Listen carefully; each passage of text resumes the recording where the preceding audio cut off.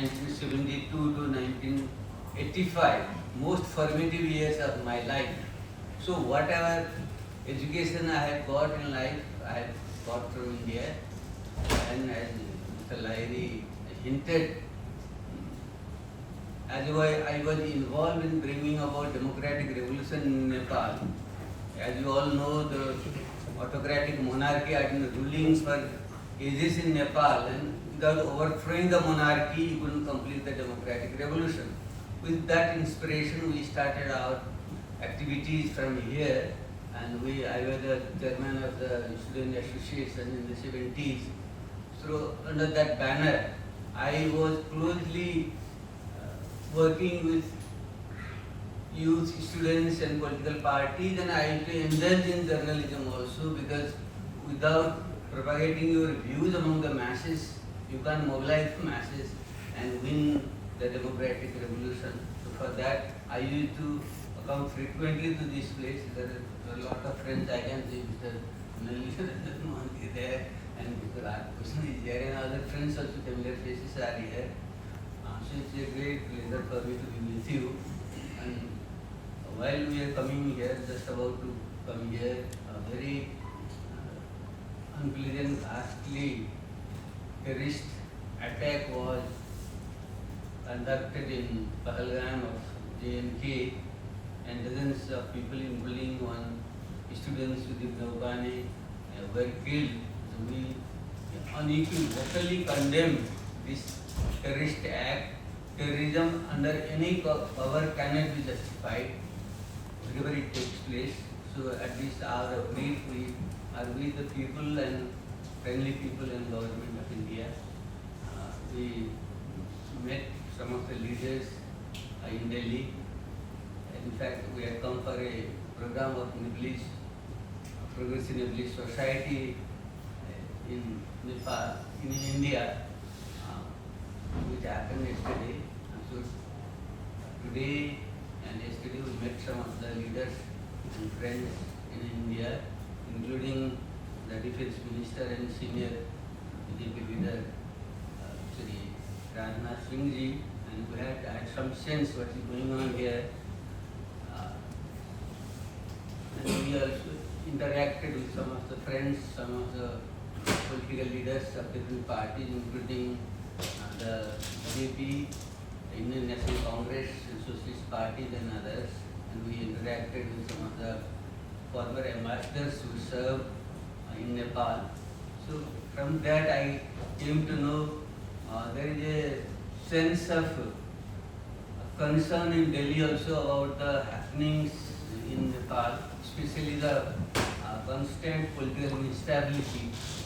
So this issue, as my friend Bhabu also hinted, what I like to say is political instability in Nepal is the product of an unfinished revolution or a very prolonged transition after the political revolution. And after every political revolution, the dividend of revolution should go to the masses of the people in the form of socio-economic transformation or rapid economic development.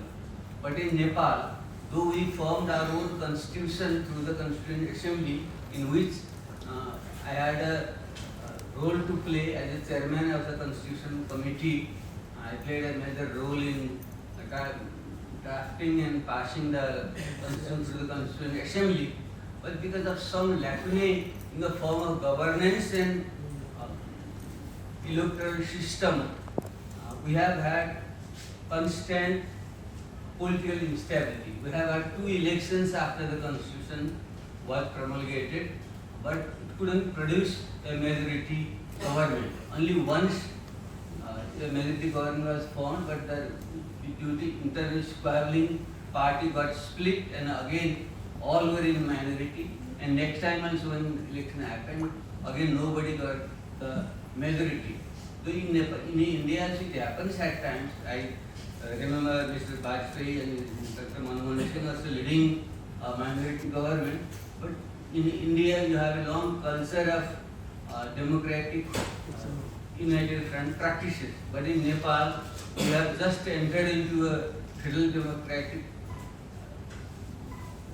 system, it has to be converted into a democratic culture. So it takes time. Because of that, government are frequently changed. So for this, my party, which I will elaborate later if you want, has put forward a proposition that in a very backward country like Nepal, socio-economically, culturally, backwardness and tremendous diversity of ethnicity and languages. So we can, a single party in a traditional parliamentary system cannot muster a majority. So for that our proposal is we should go for a directly elected presidential system and fully proportional but directly elected parliament, so that the directly elected executive president will provide democratic stability and fully proportional parliament will give an inclusive parliament where the parliament can play a check and balance role. So that way a combination of stability and participatory democracy will lead to stability in the country and which can lead to economic prosperity. So until that happens, I think this cycle of instability will go. This is one of the factors. Other thing is, as my friend Babu entered, you see, after the revolution, somebody has said, I think it's Anna Arendt or so, after the revolution, the former revolutionary turned into opportunist. That happens in history. When you lose the revolutionary fervor and get co-opted in the old system and the leaders get corrupted, they can't deliver, and that way country cannot move ahead. So that is also happening in Nepal. Old parties and old leaders, which I don't prefer for me to name here, they have been thoroughly been corrupted, not been able to deliver. So that way, big disenchantment of the people, especially youth, is happening in the country. For lack of gainful employment, thousands, in an average of 2,000 to 3,000 youths are moving away from the country in search of jobs. So this is leading a big crisis in the country. And to solve this, our proposition is, I think we have to go for a democratic amendment of the constitution so that we can have a political stability. Second part I would like to join in, since Nepal is historically, geographically, culturally closely linked to India, unless we have a good relation with India, especially in the economic field, if we don't cooperate closely, it is very difficult for Nepal to prosper in the shortest possible time.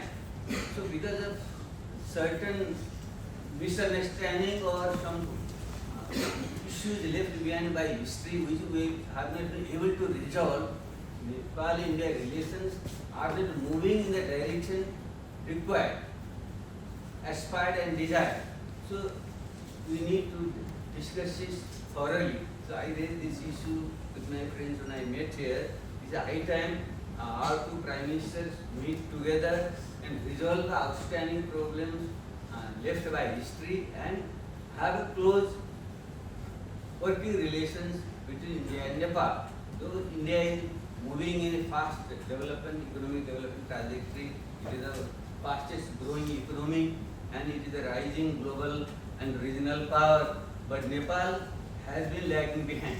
Our economic growth is hardly 3 or 4% per year for last several decades, whereas India has been growing more than 7-8% on average. So in that case, the gap is widening all the more. But if we have a good working relation with India, Nepal also can prosper. For that, we need a good understanding among the top political leadership. And whatever the problems left behind history are there, they need to be resolved through dialogue. Either there is a question, you all know, just for a reference, when I was the Prime Minister in 2011, I visited here, the late Manmohan Singh was Prime Minister of India.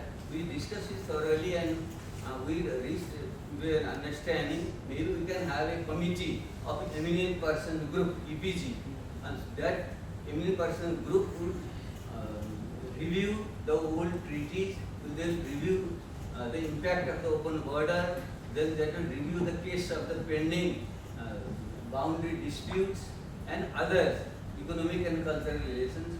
So whole gamut of our bilateral relations will be reviewed, and the government, both sides will consider it and resolve that. Unfortunately, here in India also, situation changed. In Nepal also, political situation changed. After that, the friction again arose among the political parties and leaders, and that issue has not been resolved. The EPG report could not be implemented. So my suggestion is, even if the governments change in democracy, government change, political parties change, but state to state relations should have some stability. Even when the parties change, the leadership changes, the state interest is permanent. India's national interest and Nepal's national interest. The whichever party or whichever leader comes to power, they should rise over their partisan political or ideological considerations and try to resolve the issues. So my humble request, both the Prime Minister of Nepal and India, they should sit down and sort out this issue to show that India and Nepal relations can flourish further. And then I could sense here that some of our friends were a bit worried whether Nepal was drifting away from India or being allied with some other nation, country, or old system is again backward. That's not true. I would like to emphatically make it clear, we are not going back. Going back from democracy is no solution. The federal democratic republican system which we have adopted, that will remain, and whatever deficiencies are there in the constitution can be amended. I hinted earlier, Nepal will remain a secular democratic republic, but whatever consideration or resentment of people are there, that can be addressed through democratic means. Constitution is a living document. If the people want, it can be amended, but we can't go against democracy. So that thing I would like to make it clear. And as far as India-Nepal relations are there, they are very historical, strong foundation. Our friendship is for mutual benefit, and India's genuine security interest and Nepal's genuine developmental imperatives. These are the core issues and values of both sides. If both sides sit down and discuss, nothing is impossible. These problems can be solved. My suggestion is our political leaders should sit down and resolve the problem. Though right now we are working on a different political platform. As you know, earlier I was one of the founders of the Maoist party. Why we ended I didn't want to take up the political issues here, but since we had to fight against the autocratic monarchy and bring about democratic republic, we had to resort to armed revolution, whether howsoever unpleasant it may be. But once that mission was completed, when the constitution was promulgated, I left the Maoist party, and now our agenda has changed. The phase of democratic revolution is completed in Nepal.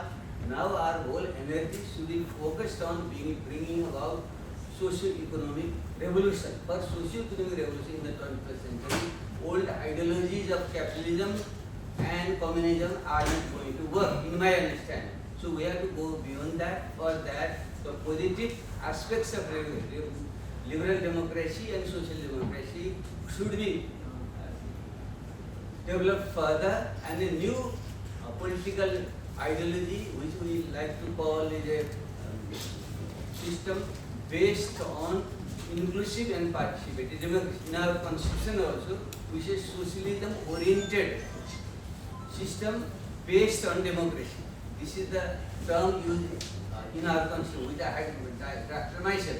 So we are trying to create a new movement and new political party based on democratic principles, but oriented towards new type of socialism, not the old type of communistic, bureaucratic, centralized system, but a participating grassroots democratic socialist system, but based on fundamental principles of democracy. So we are working on this. It may take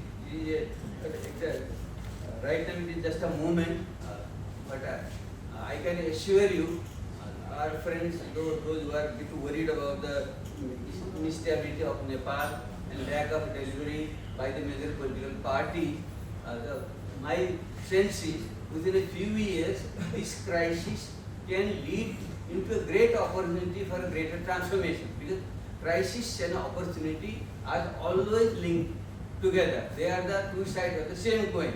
So the crisis can be turned into a huge opportunity to lead the society forward. In my understanding, in a few years to come, Nepal will move ahead. We can't go backward in any way, and the old system cannot be restored. Anything what had been dead cannot be resurrected. So we'll move forward. My only